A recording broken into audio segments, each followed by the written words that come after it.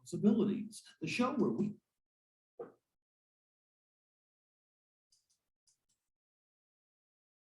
give people living with a variety of different abilities and their loved ones a space to share their lives with the world. Thank you for joining us today, and here's your host, Danny Steeves. Thank you, Andy, and welcome to today's episode of Possibilities. Sorry for the technical glitch at the beginning, but I'm really excited to be here. Today's guest, today's episode is gonna be really fun for me to shoot because it's about a topic that I'm really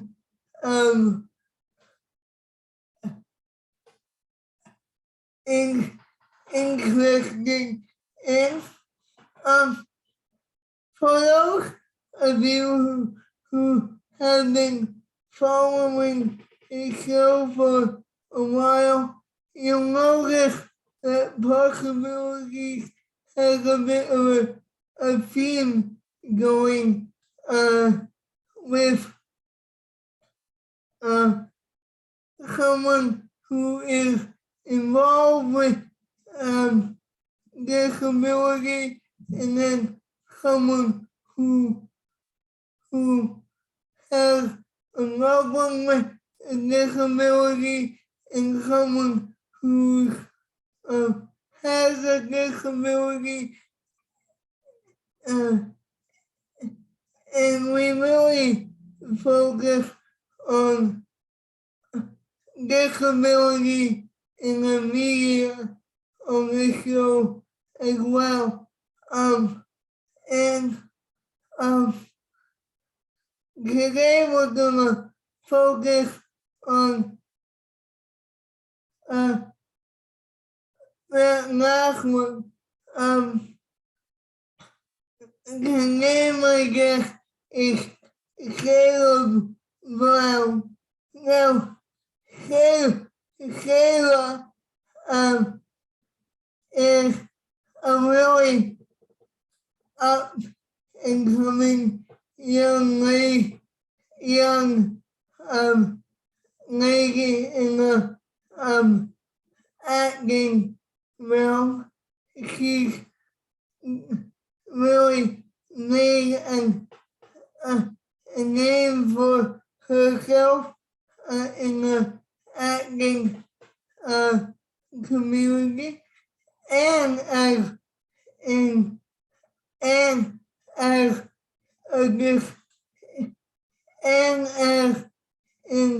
a disabled community as well. For those Shayla is blind, but she doesn't let her disability get in the way.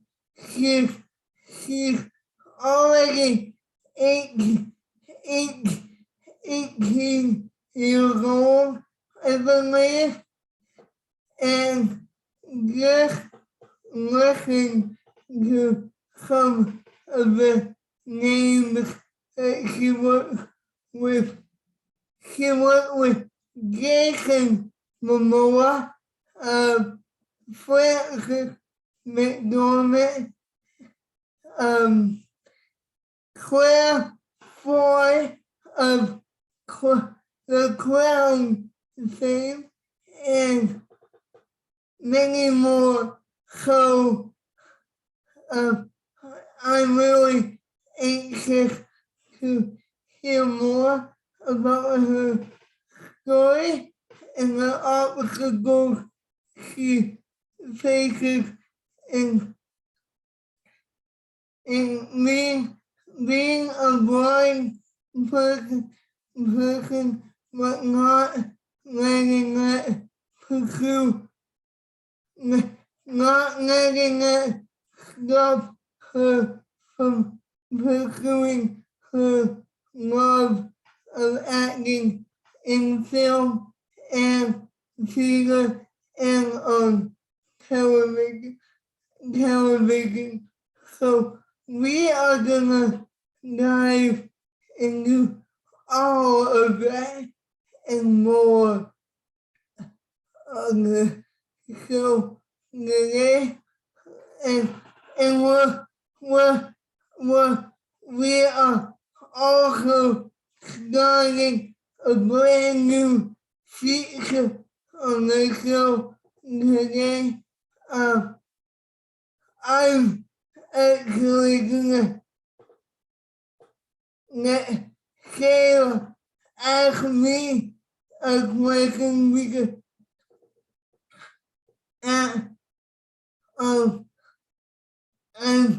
I'm sure a lot of you want to know more about me if you haven't watched the show for a little bit. So I'm actually gonna start a brand new feature starting in this episode where my guests get to ask me one question, and it can be about anything they want. So my guests get to know me, and you get to know me as well. So I'm really excited about that new feature coming on the show today. And yeah, this episode is gonna be a lot of fun for me to do. So I invite you to sit back and relax and enjoy my conversation with Shayla Brown coming up in a few minutes here on Possibilities. She's not quite here yet, so what we'll do as always is take a bit of a pause and be right back with my guest and Shayla Brown and get the conversation started. Be right back, everyone. And welcome back to Possibilities. Joining me now is Shayla Brown, and as I mentioned in my intro, she's a blind actress, and she's making a name for herself in the theater realm and in the movie and television realm as well. And she doesn't let her blindness get in the way of pursuing her dreams. So that is why I chose to have her on the show today. Welcome to Possibilities, Shayla. Thank you so much for having me. I'm happy to be here. No problem. It's an honor to have you here. So how, first of all, how did your career get started? Like, how did you know you wanted to be an actress? How did I know? Well, I started my very first kind of professional gig was doing Joseph and the Amazing Technicolor Dreamcoat with Drayton Entertainment. And I was a part of the children's chorus there. And that's a really amazing opportunity for young performers. And I think that the moment that it really clicked for me was we were in a tech rehearsal. So that's a very busy environment. And like there's so much going on. And our director, Max Reimer, had noticed that one of the adult cast members well-meaningly tried to help me move around the stage, and he stopped the rehearsal and said, no, she can do it herself. And that was such an empowering and confidence boosting thing for me that I was like, oh, I'm in a group where people actually believe that I can do this. And I feel safe enough to do this. And I liked that, and I liked that community. And I wanted to keep exploring that and keep being in it. Yeah, well, we'll get back to your great entertainment career a little bit later in the show, but how, like, before you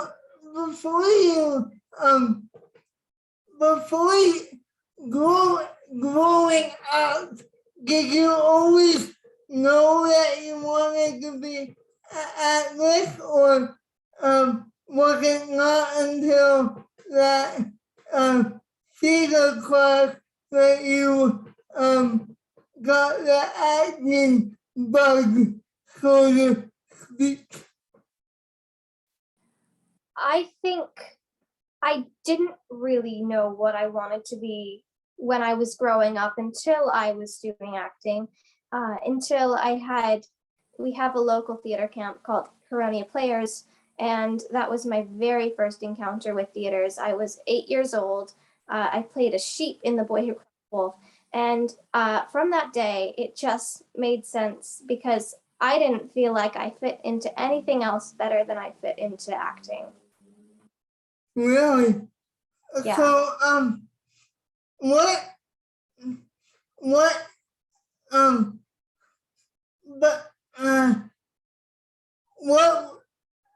again, I may sound like a broken record, but what was it about acting that gave you that boost of confidence?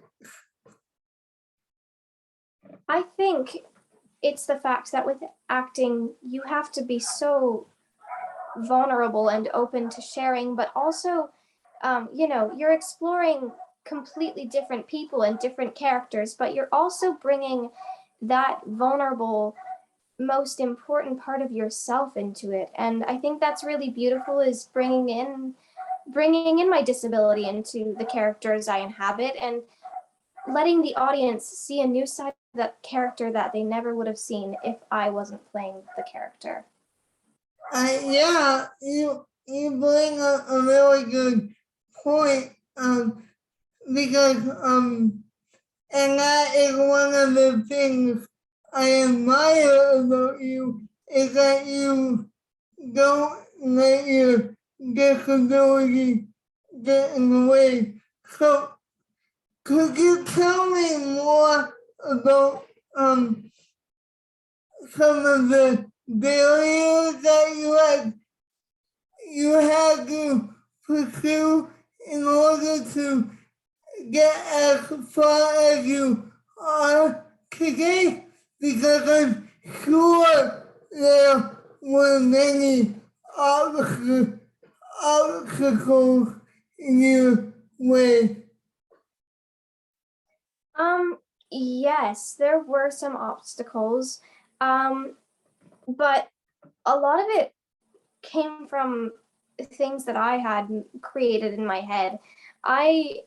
We as people love to second guess. We love to start second guessing ourselves as human beings before we even start something. So we immediately like to make up these scenarios of what if, and you're constantly like, well, what when I'm as a blind person is coming into this room, that's not like for a lot of characters, that's not what they're looking for. So I think for me, the biggest thing that I had to learn to get started was to just say, who cares? And to fully be committed to the fact that I am blind. I'm not going to pretend that I'm not. And I'm just going to come in offering all of myself. And if they want it, then that's a person that I want to work with. And if they don't want a blind person, then I probably didn't want to work with them anyways. Yeah. Great attitude. How did you develop that frame of mind when you first were starting out in the theater realm or in the acting realm or what have you?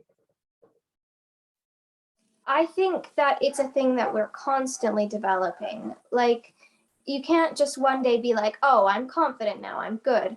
But at the beginning, it was just my own passion for what I loved that boosted me. And then later on, when I started to get a bit more, I got a life coach. Her name is Alex, and she specializes in working with performers. And she really helped me develop that mindset of turning your negativity and your fear into these positive ways of thinking. And I'm still not perfect at it, but it really helps for me to be able to take a step back and be like, okay, can you actually not actually do this, or are you just afraid? And if you're afraid, then why are you afraid?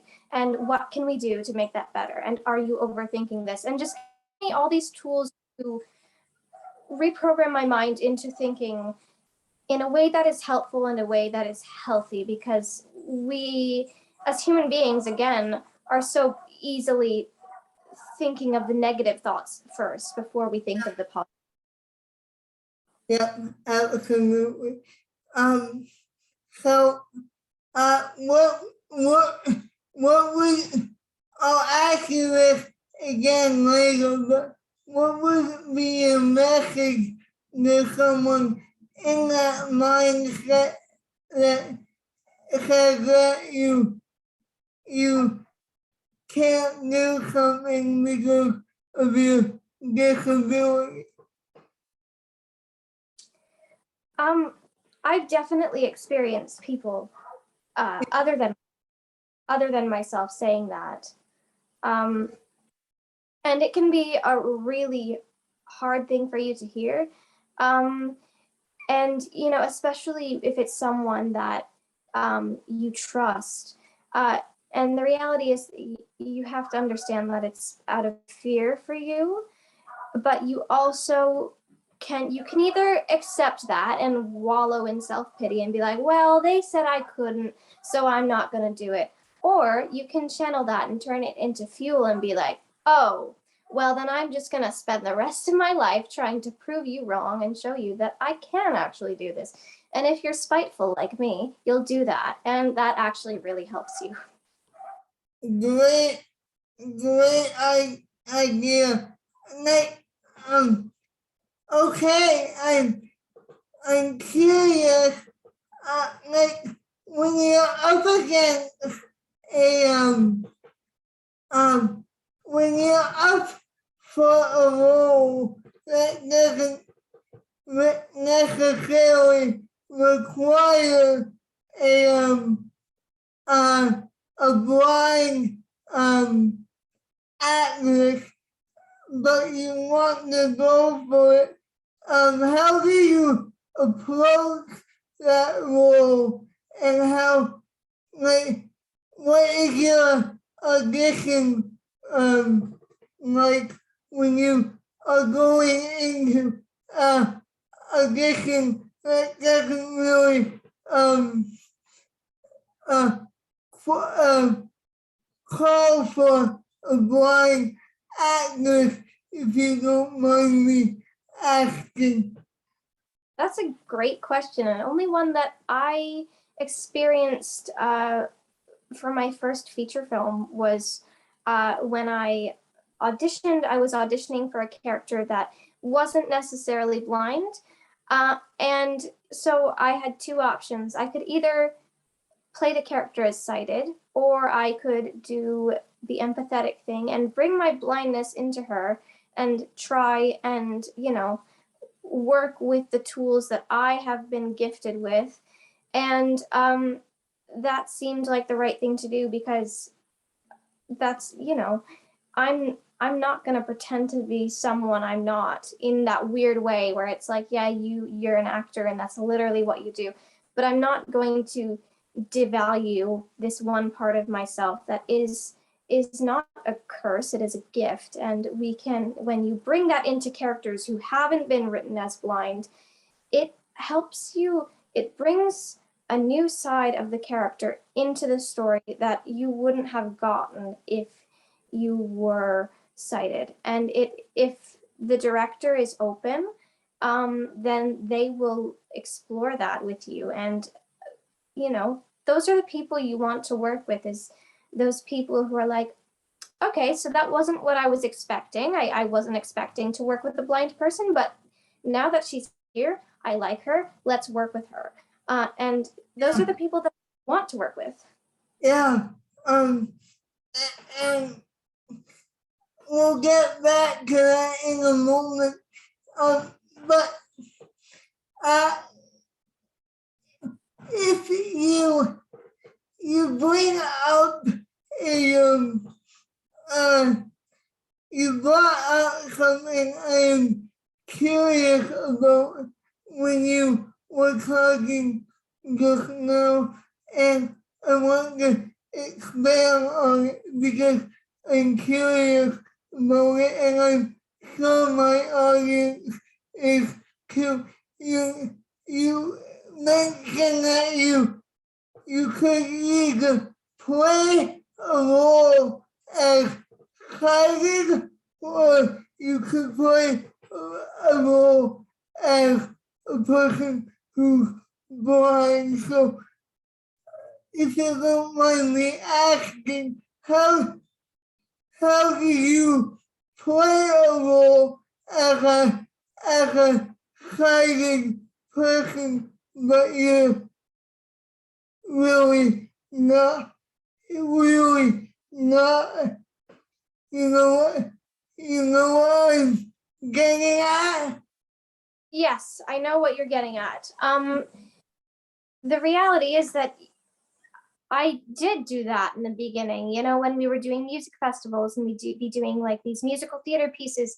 I would pretend to be sighted because, that's the normality. And you quickly learn that why should I pretend to be sighted when I can be blind? And that's not something we have to, we don't have to be fake, and we can work with the tools that we have been given, and me as a blind person, that is what I have been given. And why would I fake being sighted when I can play blindness and let other people with disabilities realize who they are and see who they are in the role that I play? Yeah, so, but I'm curious, how do you, I don't want to use the word pretend, but that's the only way I can think to use it right now, so I'll just say it. How do you pretend to be sighted for a while and then be blind the that, like, how does that work for you? When I was doing roles and I would pretend to be sighted, if I was reading a book, I would be reading a print book. I would be very vehemently independent to the point where it was like, oh, do you need a guide? No, I don't want a guide because I can do this and I can be sighted. But when I let my blindness in and authentically accepted that pretending to be sighted is not sustainable, bringing that in explores a whole new aspect of life that your character, like even with the relationships your character has with other people, a simple thing like, oh, your mother in this scene has her arm around your shoulder so that she can guide you, but also it just looks like she's being your mom. And like it's really special to explore those kind of things that you never would have gotten if you were just faking being sighted. Speaking of faking, what this has nothing to do with you per se, but I want to get your opinion on it, because you are in the entertainment industry, and you probably see it as in your everyday life. But what is your reaction when you see somebody who's not disabled playing a disabled character? Like, you know what I mean? Yes, I do, and you've opened a big can of worms because I hate it. It drives me crazy. I think we're seeing so much representation open up now, and it used to not be that way, where it was like, horrible things that people were doing to impersonate these other people, and yet for some reason with disability it's still not to the point where in other areas it is. Like people of color are playing people of color now, but disabled people, we are still seeing people who aren't disabled playing disabled people, and that's just normal. And it's like, oh, whatever.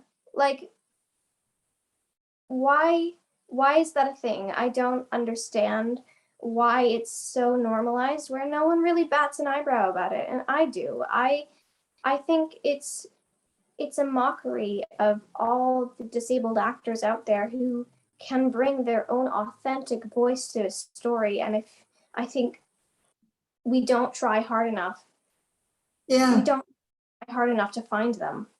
Yeah, and that's why I wanted to do not only this particular episode, but my whole show in general. When I first started this show, I thought there wasn't enough disabled people out in the media, so I was like, hey, what about having a talk show where I can not only share my own story, but have other people share their stories as well. So you bring up a really good point there. But going back to the television and movie realm for just a minute, is there a certain TV show where the actor is not disabled and is playing a disabled character that absolutely drives you nuts. Like, if there a show out there or a movie out there that you're like, nope, can't watch it because it's so bad. Like, yeah. Yes, there is. And I am not just speaking on my own here. I know a lot of other blind people who take issue with the show In the Dark. And I haven't seen a lot of it, but from what I have seen, the lead actress is sighted and she's playing blind. And when we are representing our world as it is, that really isn't acceptable anymore. And it shouldn't be acceptable anymore, but people still go with it. But basically, the article I saw that really made me go, are you kidding me? Was they were talking about how they cast this actress, and they had said, oh, we auditioned people from all over the place, but she was so devoted to the role that she went to the props department and got a cane and started using it in her house. And I was like, oh, that sounds like something that I do every day. Why, like, she's most devoted to the role because she started picking up our blindness as if it was a hobby? That doesn't make sense to me, and it kind of offends me, actually. Is that, like, why is this acceptable for someone to just be like, well, I'm going to try it out, and now I completely understand what blindness is like. No, you've tried it out for a day, and you're not actually blind. So stop taking the jobs that should be ours. Yeah. And I'm sure you know a lot of disabled actors who want the job but aren't getting them. So why do you think Hollywood or the theater industry are so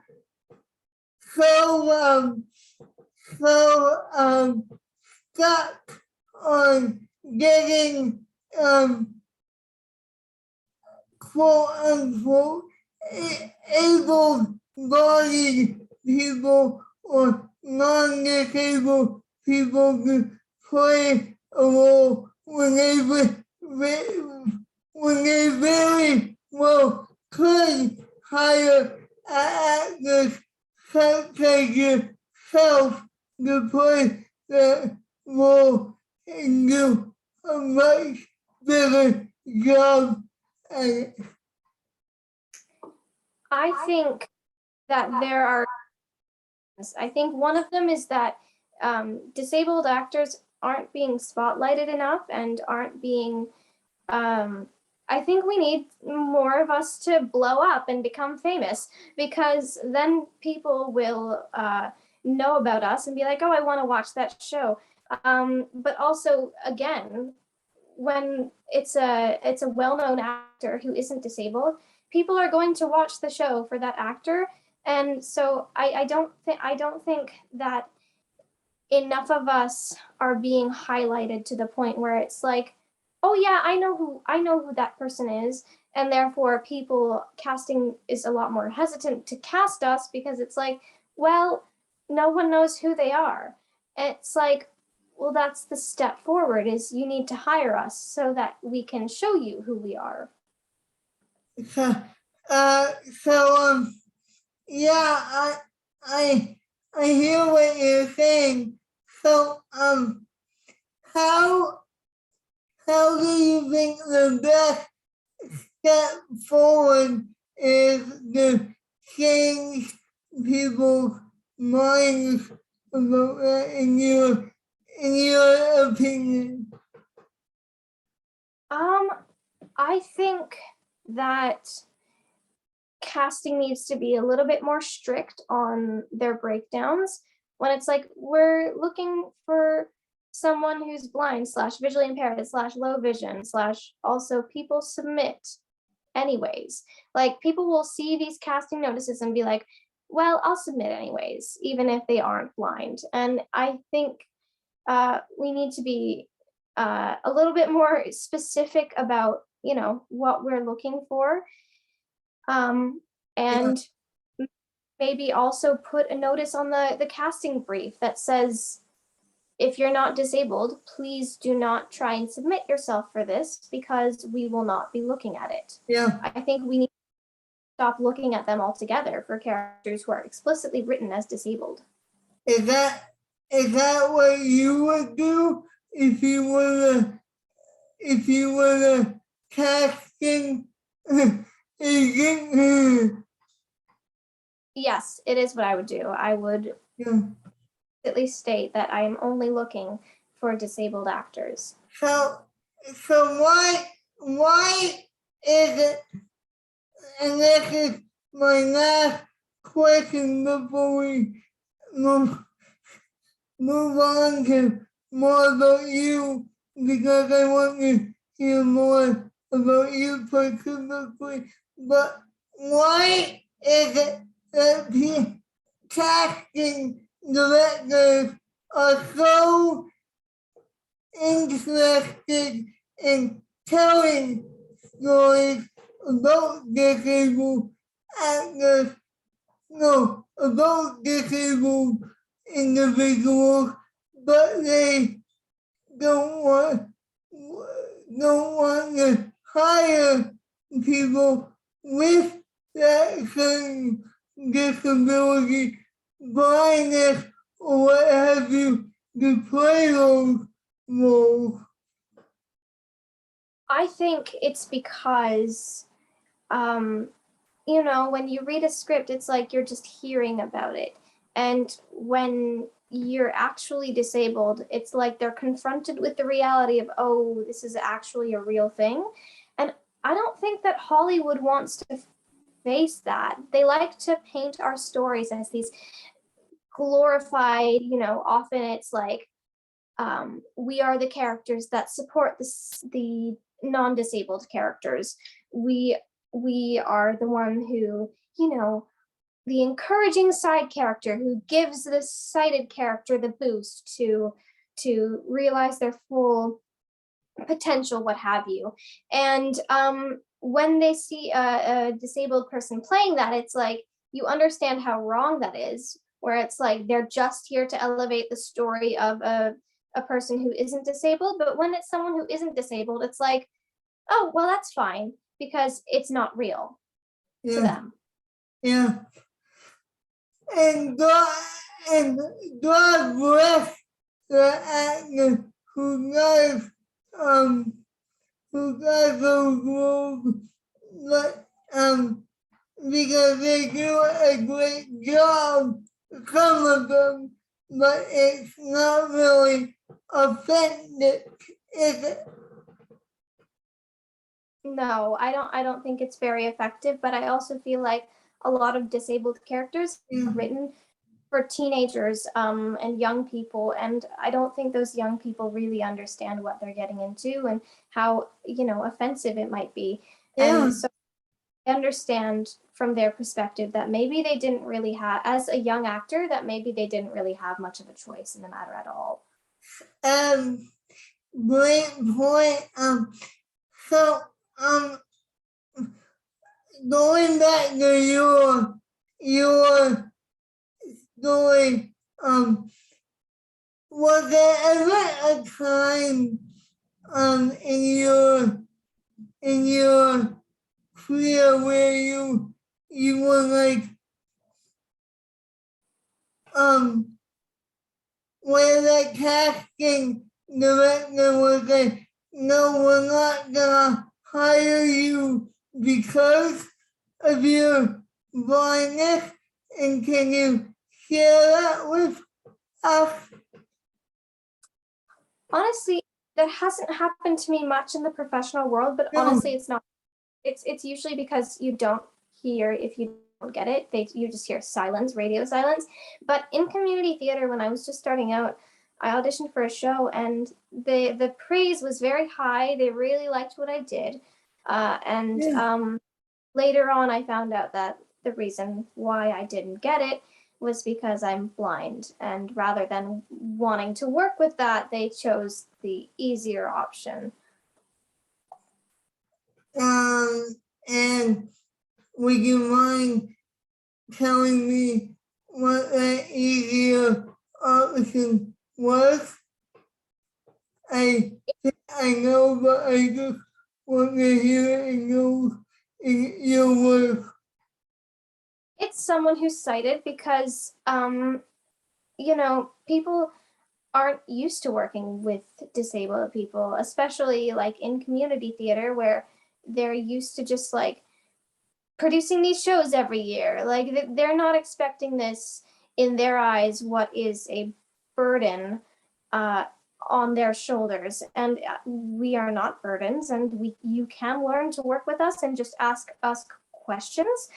But I don't think they understand that, and I don't think that they realize that we are open and approachable. Just please ask. Well, yeah. Well, one thing, one person that I do know that is in your corner is David Connolly. So can you share your experience with working with him and how that all got started? I definitely can. So my first show with Drayton, as I mentioned earlier, was Joseph and the Amazing Technicolor Dreamcoat, which he wasn't actually on the creative team for, but he was doing auditions. And I remember coming out of the audition feeling really good about it. And he kind of said to my mom later, and that's how I kind of knew that I had got it. So that's when everything started. But then through the pandemic, I was able to do online musical theater classes, and he taught them. And that was really fun. And, as a disabled man himself, having that role model in front of me was very uplifting, and definitely someone I was beginning to realize was in my corner. And so when he reached out to me, and he said, "Oh, they're looking for blind actors for this Apple TV show. Can I give them your name?" I said, "Sure." Really, everything in my career goes back to him, because if I hadn't auditioned for that TV show that he had put my name forward for, I wouldn't have gotten the next job, which was a feature film.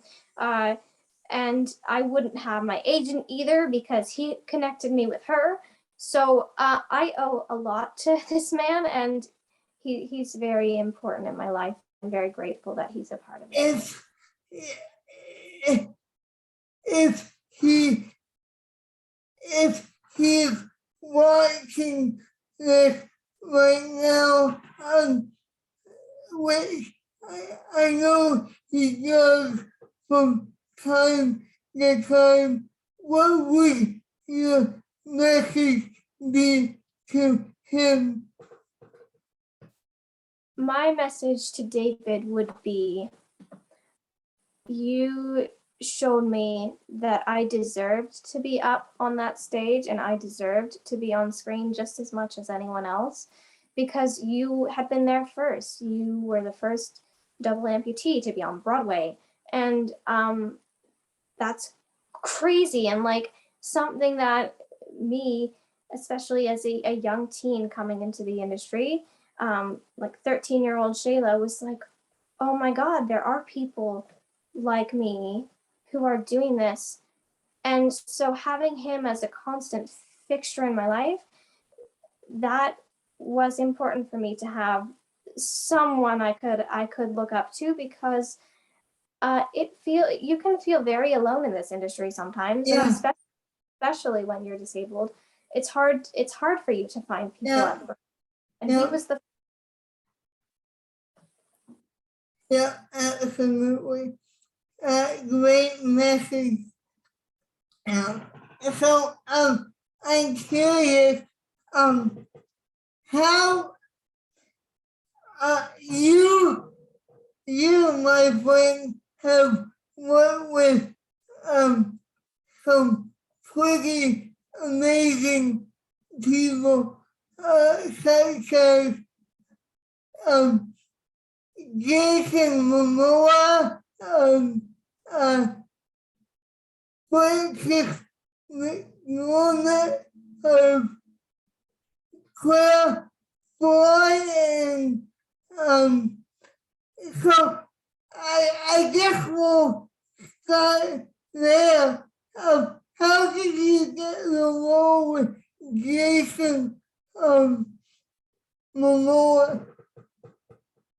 well, that was the thing that David had put me forward for. Yeah. Was they were auditioning blind actors to play on this show, which is basically about a dystopian future where the world has lost the ability to see. So they really like to highlight authentically blind talent along with their sighted actors. And that is a world that I can get behind because it's not the world that we live in. So everything is made up. But also, I love how they're also highlighting this blind talent, like many that I know, and also myself. So I auditioned for that. I think I did like 6 self tapes, and then I landed a role as a day player, and that is exactly what it is. You do a day on set, and you get to work those scenes that you're in. So I had one line, and that was my very first encounter with TV, which is not very expected because I was like the leader of an army leading my troops into battle. And that was not what I, and also like, you don't really expect that your first job is going to be also opposite Jason Momoa.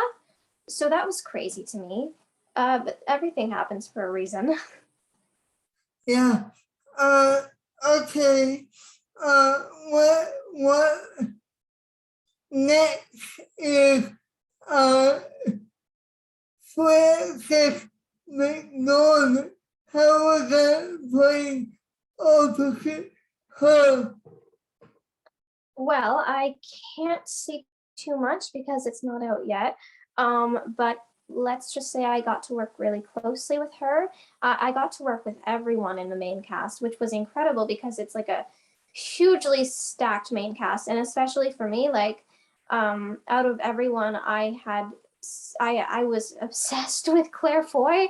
I had seen her in Wolf Hall. I had seen her in The Crown, obviously, and I just loved her, and I was Yeah. flabbergasted that I got to work with her. But working with Fran was just so special for me because like she made me feel like I was doing something. Like I was, you come on set and you're like, oh my God, I feel so out of place here because especially amongst a cast of such big names, you feel so small, but she just held me in that group with open arms, and I like made me feel like I was a part of something bigger than myself. And I'm very grateful to her and to everyone in that production because they all did that and made me feel like I was contributing something important. So, yeah, but you mentioned that you're a huge fan of Claire Foy, so I know you can't say much, but on set, like how was it knowing that you were like knowing that you were like working with your idol, like Claire Foy, like were you like, oh my gosh, it's Claire Foy, yeah, yeah. Well, obviously you try and play it cool and professionally, but inside my, especially when she just nonchalantly came up and said, "Good morning, Shayla," I was like, "Oh, is this really happening?" Like I had to pinch constantly and tell myself that I wasn't dreaming, and like also having a guide dog definitely does help you get attention, I will say. And when my guide dog wasn't working and she was just on a break, my guide dog has this habit of flopping on her back and lifting her legs in the air and wanting a belly rub. And that is how she got Claire Foy to talk to me, because after our first rehearsal, she did that. And Claire came up and I told her, because Libby wasn't working, I was like, "You can pet her." And I was like, "This is nuts." I still can't believe it, honestly, but like it's real. We're all there together, and you'll see it at some point. So, how was working with Sarah Polly, because she is amazing. She she started as a young kid herself. So now seeing her behind the camera and actually working with her, what was that like? It was really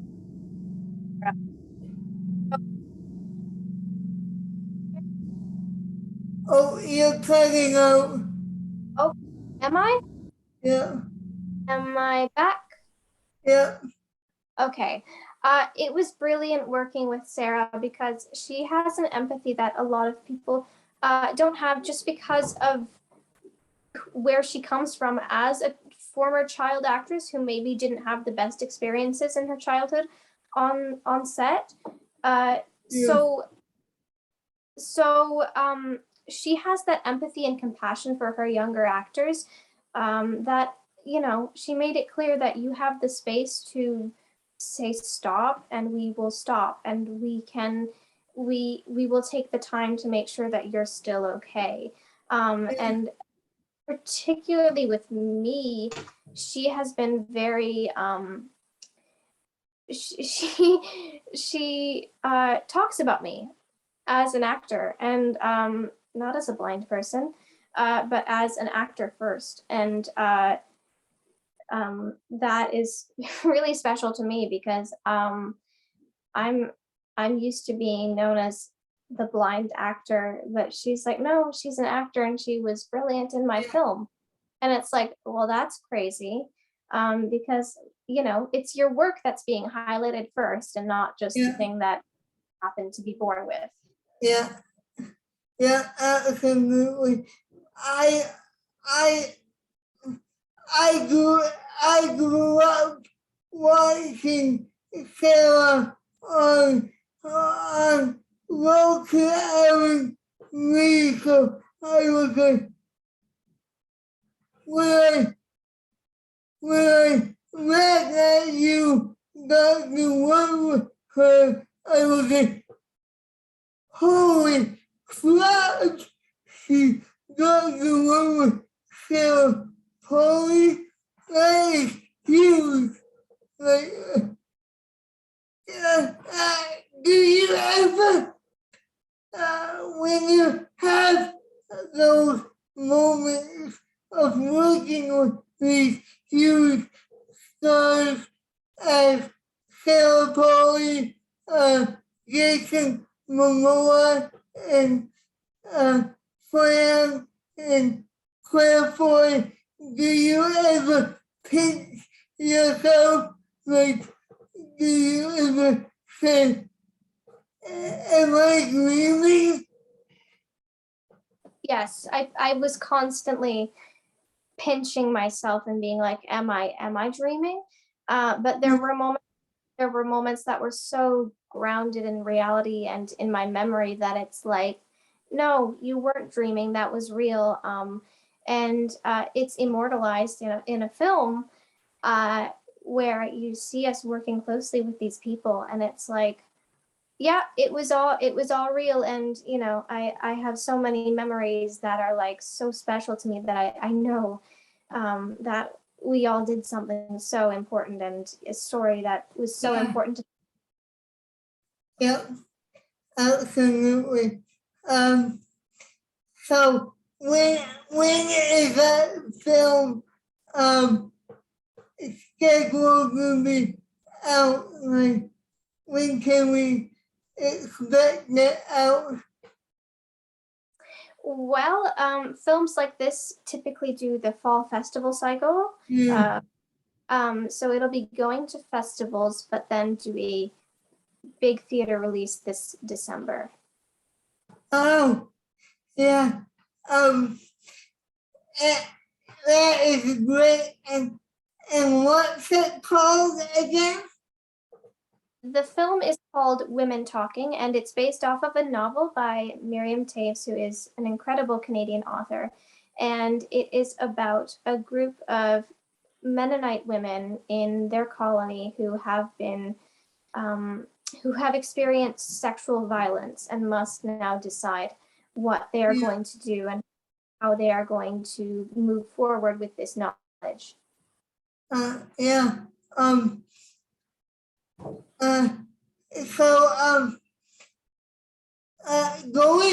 going back to Drayton and the gaming for a minute. Have you done much of a career with Drayton Entertainment, or have you just done the one show as of Joseph and the Amazing Cat and Color Dream Coat? Yeah. Yeah, that was the only show I've done with them, but then I've also been involved with the youth camps, which I was supposed to be involved in person, but as you can imagine, the pandemic got in the way of that. Yeah. And so I was doing, that ended up being an opportunity, because then I was doing these online classes and learning from home. And I got to do it way more often than I would have if it was in person. But now I'm going to the academy in a few weeks, and I'm going to be doing the pre-professional program, which is where you put on a show. So I'll be doing that soon. I'm very excited. Do you know what you'll be doing yet, or is it a surprise? We're doing a production of Frozen Junior, so I believe I will be playing Anna and Elsa's mother, and I will also be helping out in other ways behind the scenes. Oh, that is huge.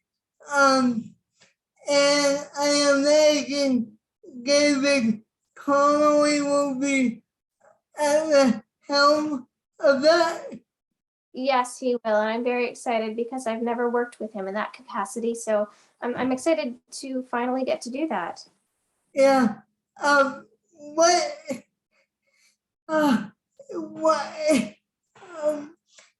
If you what?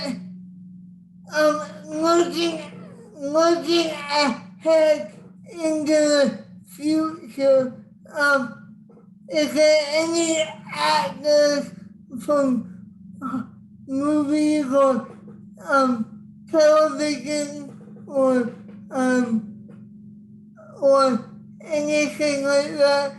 Is like that you are like, oh, so and so would be a dream to work with, or yeah.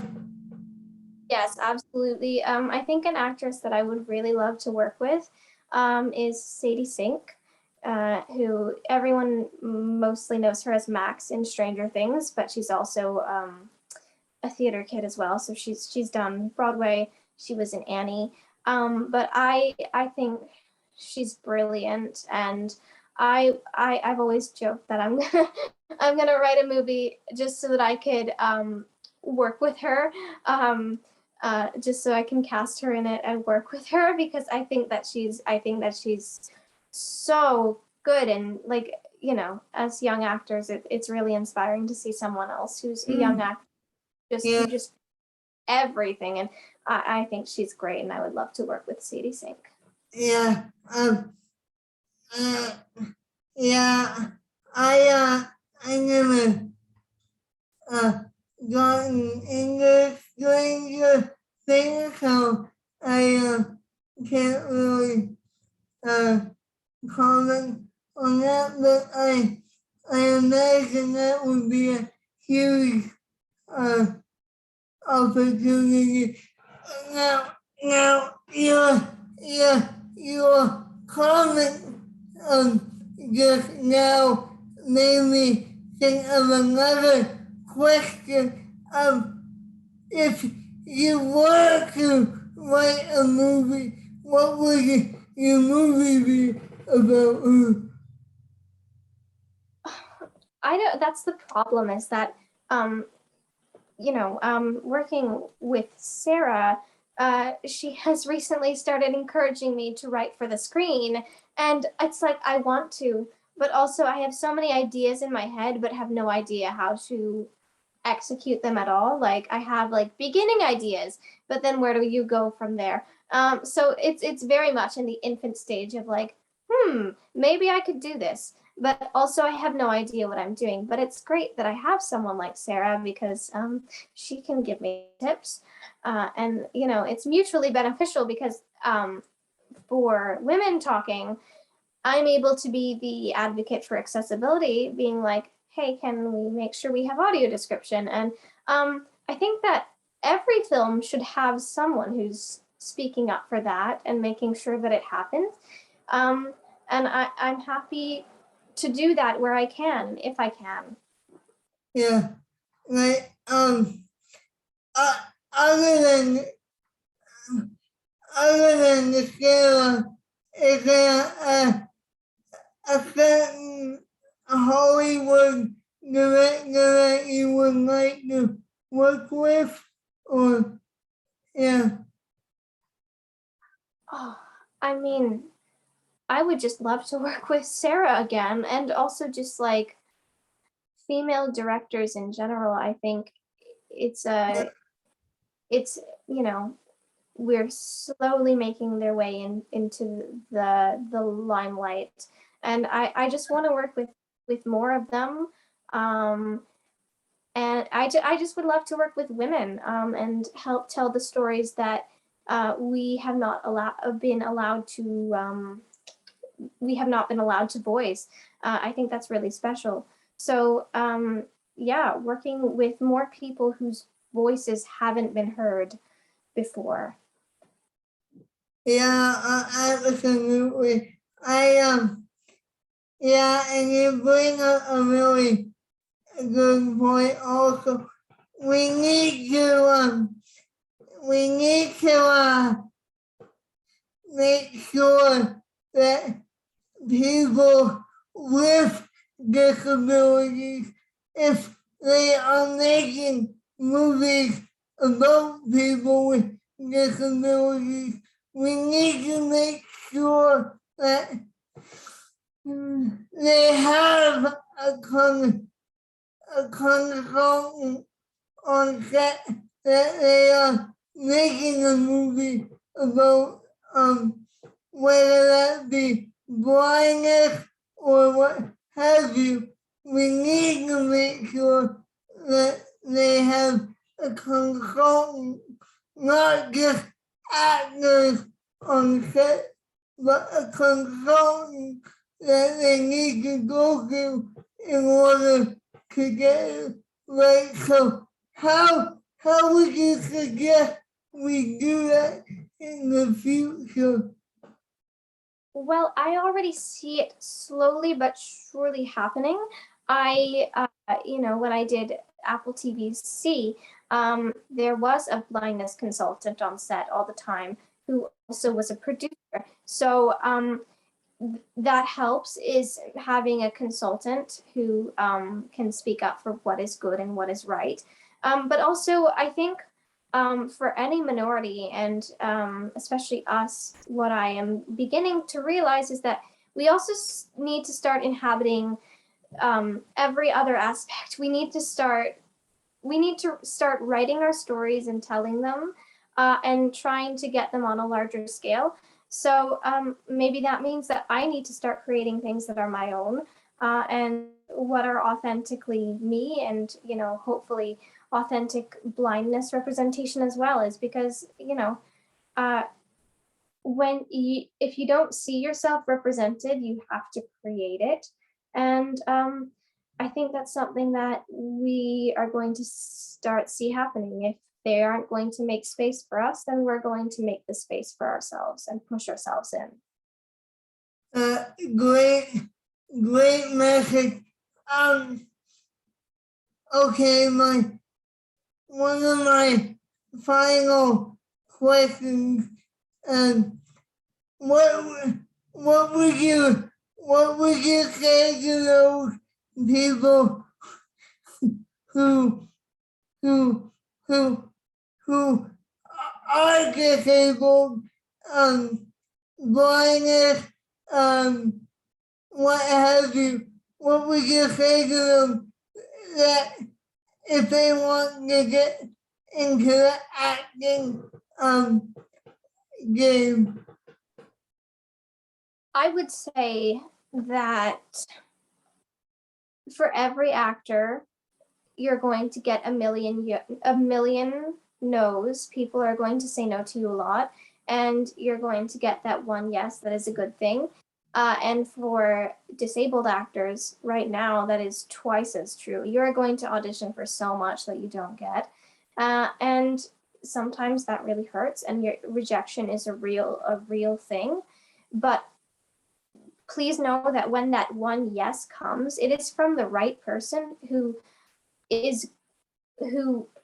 once they have decided to take you on, they are going to take you on wholeheartedly, and they're going to make sure that this is the best kind of experience set for you. And maybe those people who had said no to you, maybe it wouldn't have been. Everything happens for a reason, and you have to trust that when you do get that audition that they say yes to, it's going to be the right thing, and it's going to be the right time. You have to trust that you are valued.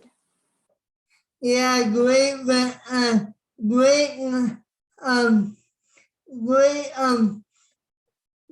message.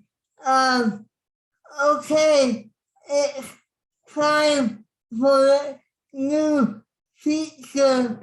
I was telling my audience about where my guest gets to ask me one question, and I will answer it. So, Shayla, being that you're my first guest that I'm doing this with, what is your question?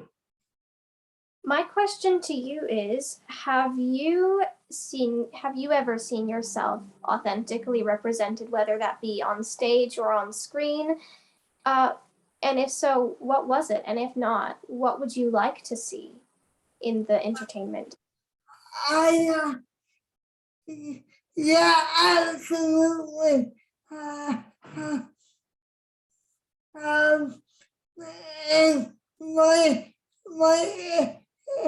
my answer to that would be no, as a matter of fact. And why do I think there is? I would just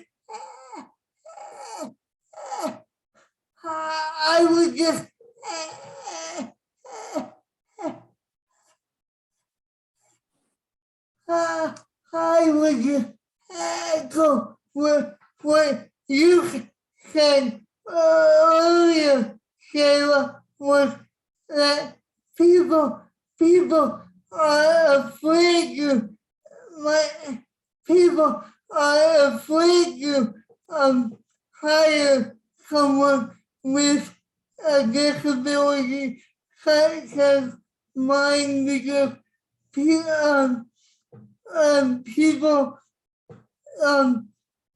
people are afraid to work with people with CP, for example, because they think we're too slow or we can't get a scene or we can't get our scenes done or we can't do everything that is expected of us. So I would definitely like to see that change in the future. As as far as what medium that I would like to see is that I would I thought about I thought about writing a book in the future. As a matter of fact, and I eventually would like to see my story played out on the screen for all to see. So yes, that would be my answer to that question. So great question, Shayla. Thank you. Well, I hope we see your story on the screen. Yeah, absolutely. So what before we let you go, what would be your final message for my audience today? My final message to your audience is that no matter where you come from, no matter who you are, what you were born with, what people will see as your weaknesses are actually, you can turn them around and use them to be your strengths. Great message. So Shayla Brown, it's been a real pleasure meeting you today. So thank you for joining us, and I'm sure we'll be hearing a lot from you in the future because your future is bright. You're amazing. Thank you so much. It was a pleasure to be here. Okay, we will be right back with more possibilities. Stay tuned, everyone.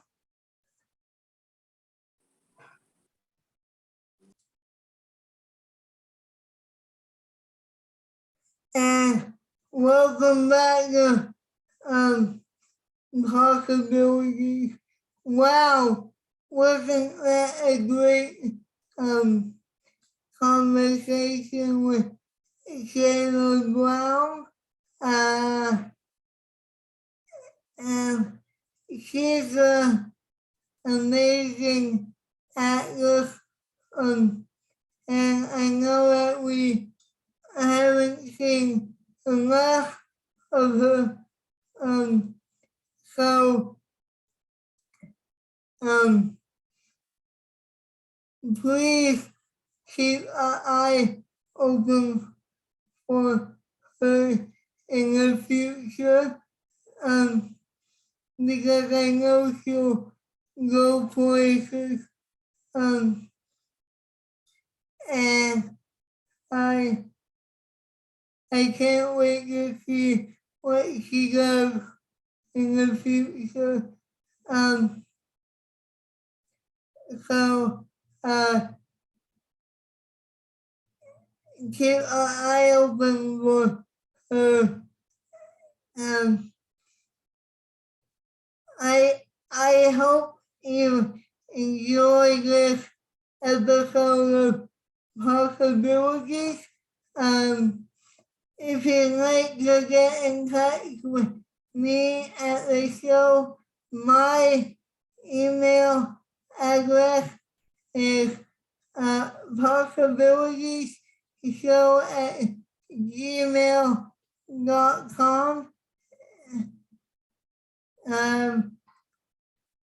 And I would love to hear your feedback and your questions or comments or what have you.